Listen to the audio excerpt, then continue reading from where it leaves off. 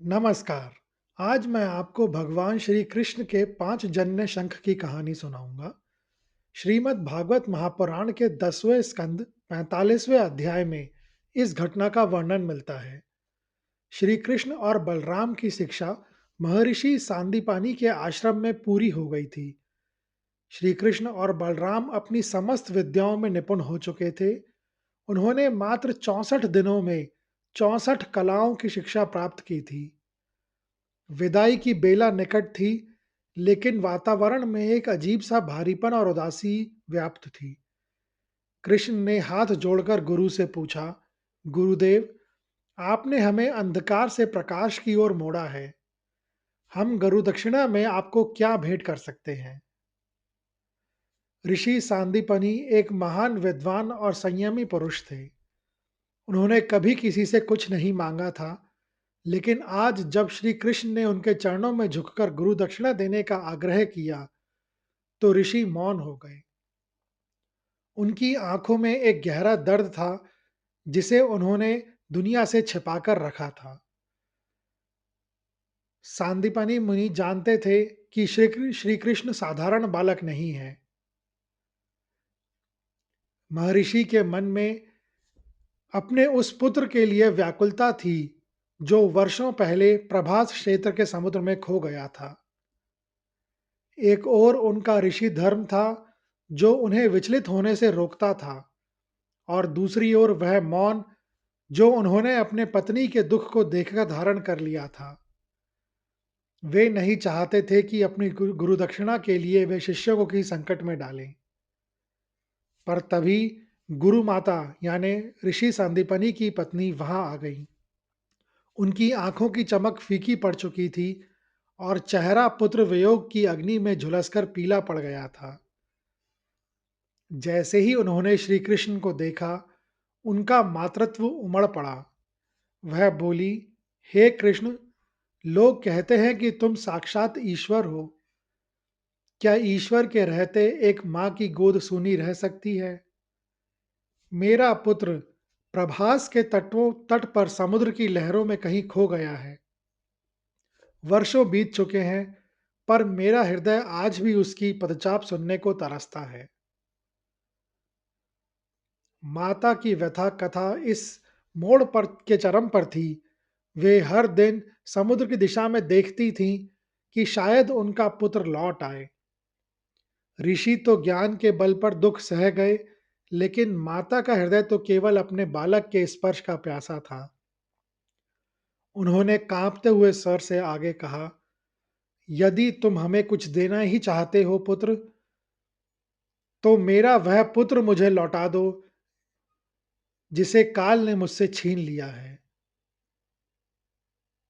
यह कहकर वह जोर जोर से रोने लगी। माता की आंखों से गिरते आंसुओं ने श्री कृष्ण के हृदय को द्रवित कर दिया। गुरु अभी भी मौन थे। उनकी पलकें झुकी हुई थी, जैसे वे इस असंभव मांग के लिए लज्जित हों। लेकिन कृष्ण ने मुस्कुराते हुए गुरु माता के चरण स्पर्श किए और दृढ़ स्वर में कहा, माता, आपके आंसू अब और नहीं गिरेंगे। गुरुदेव का मौन ही मेरी आज्ञा है। मैं वचन देता हूं कि आपका पुत्र जहां कहीं भी होगा, मैं उसे आपके चरणों में वापस लाऊंगा। गुरु माता को वचन देने के बाद कृष्ण और बलराम सीधे प्रभास क्षेत्र के तट पर पहुंचे। तट पर पहुंचकर कृष्ण ने अपनी दृष्टि अगाध नीले समुद्र पर डाली। लहरें ऊंची उठ रही थी, मानो वह भी जानती हो कि स्वयं जगत के स्वामी आज उनके भीतर प्रवेश करने वाले हैं। कृष्ण ने अपनी अलौकिक शक्ति से समुद्र का आवाहन किया। कुछ ही क्षणों में जल की लहरें शांत हुईं और विशाल सागर के अधिपति समुद्रदेव जल से बाहर प्रकट हुए। उनके हाथों में रत्नों की भेंट थी, लेकिन कृष्ण के मुख पर गंभीरता थी। कृष्ण ने कहा, हे समुद्रदेव, हमारे गुरुपुत्र कहाँ हैं? आपकी लहरों ने उन्हें अपने भीतर समेट लिया था। कृपया उन्हें वापस कर दीजिए। समुद्र देव ने भयभीत होकर हाथ जोड़े और कहा, प्रभु, मैंने गुरुपुत्र को स्वेच्छा से नहीं लिया। मेरी गहराइयों में पंचजन नाम का एक भयानक दैत्य रहता है। वह विशाल शंख के रूप में है।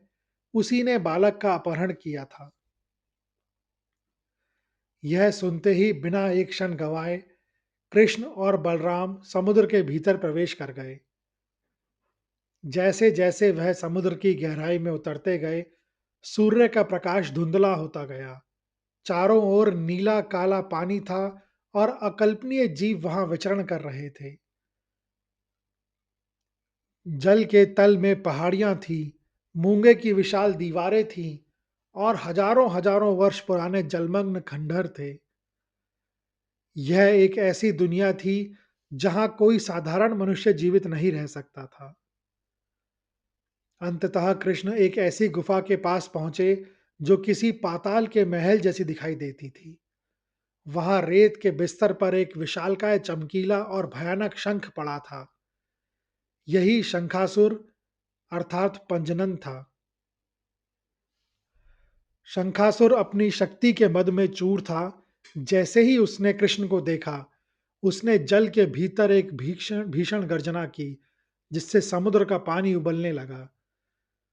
जल के भारी दबाव के बीच कृष्ण और उस असुर के बीच भयंकर युद्ध हुआ। पंचजन असुर ने अपनी माया से जल का विषैला करने का प्रयास किया, लेकिन श्री कृष्ण ने उसे अपनी भुजाओं में जकड़ लिया। कृष्ण ने अंततः उस दैत्य का वध कर दिया। जब उन्होंने उसके विशाल शंख रूपी शरीर को चीरकर देखा, तो उन्हें गुरुपुत्र नहीं मिले, लेकिन उस दैत्य का मृत शरीर एक अत्यंत पवित्र और शक्तिशाली सफेद शंख में बदल गया। कृष्ण ने उस दिव्य शंख को उठा लिया और जल के भीतर ही उन्होंने उस पर अपना हाथ फेरा, जिससे वह दैवीय चमक से भर उठा। असुर के नाम पर इसका नाम पांचजन्य पड़ा। श्री कृष्ण ने जब समुद्र की गहराइयों से इसे फूंका, तो उसकी प्रतिध्वनि केवल पाताल में ही नहीं, बल्कि तीनों लोकों में सुनाई दी।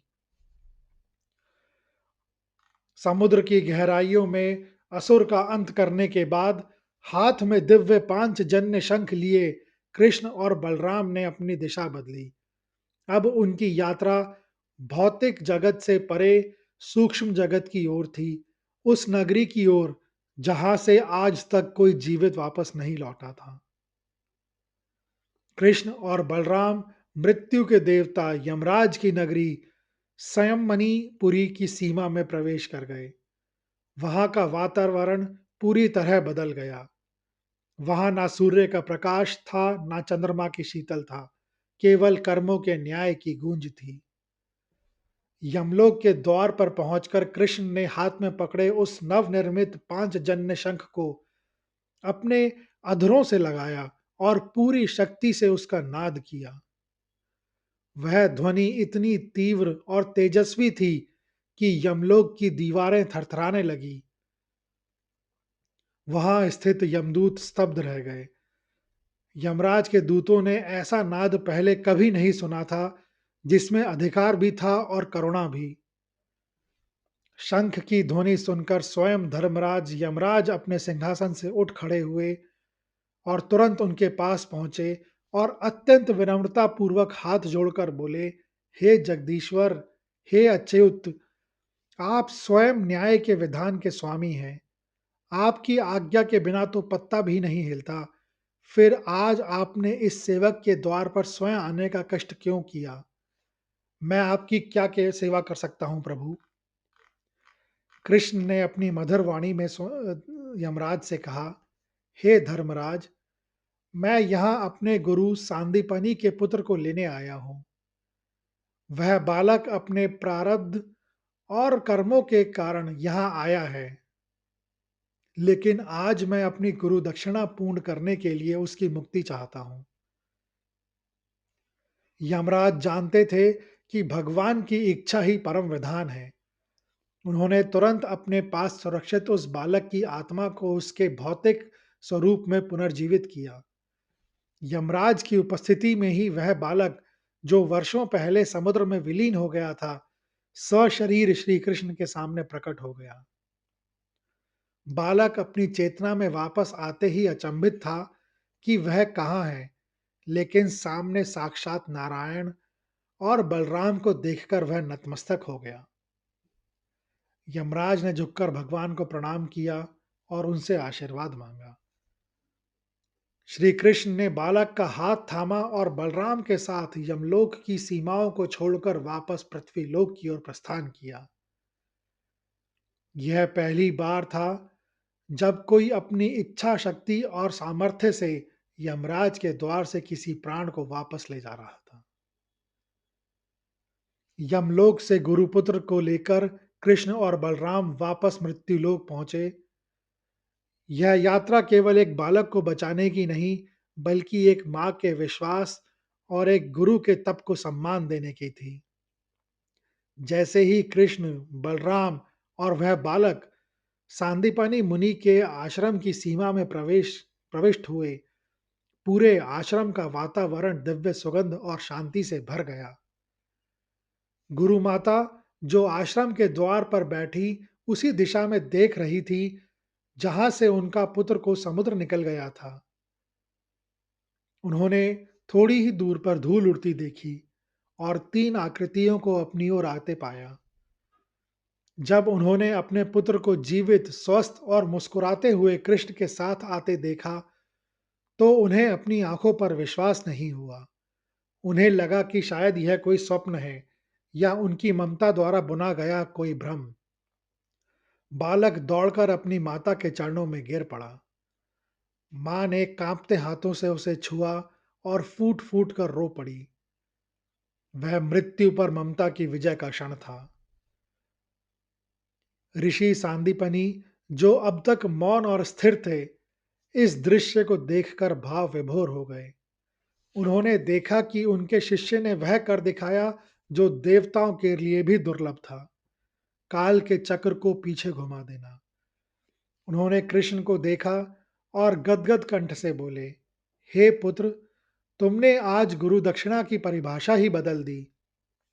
तुमने न केवल मेरा पुत्र लौटाया, बल्कि संसार को यह बता दिया है कि जो पूर्ण समर्पण के साथ ईश्वर की शरण में जाता है, उसके लिए असंभव कुछ भी नहीं है। इस पूरी घटना के अंत में श्री कृष्ण ने अपने हाथ में स्थित उस दिव्य शंख पांचजन्य को देखा। यह शंख अब मात्र एक वस्तु नहीं, बल्कि उस महान विजय का साक्षी था। ऋषि सांदीपनी ने आशीर्वाद दिया कि यह शंख जब भी बजेगा, अधर्म की जड़ें हिल जाएंगी। माना जाता है कि जब कृष्ण पांचजन्य बजाते थे, तो उसकी ध्वनि से अधर्मियों का रक्त ठंडा पड़ जाता था, जबकि भक्तों को उसमें मां के लोरी जैसी ममता सुनाई देती थी। यही पांचजन्य शंख आगे चलकर कुरुक्षेत्र की रणभूमि में पांडवों की विजय का उद्घोष बना। यह कहानी सुनने के लिए धन्यवाद। अगर आपको यह कहानी अच्छी लगी हो, तो कृपया इस वीडियो को ज़्यादा से ज़्यादा लोगों के साथ शेयर करें, लाइक करें व चैनल को सब्सक्राइब करें। कमेंट्स बॉक्स में लिखें, जय श्री कृष्ण।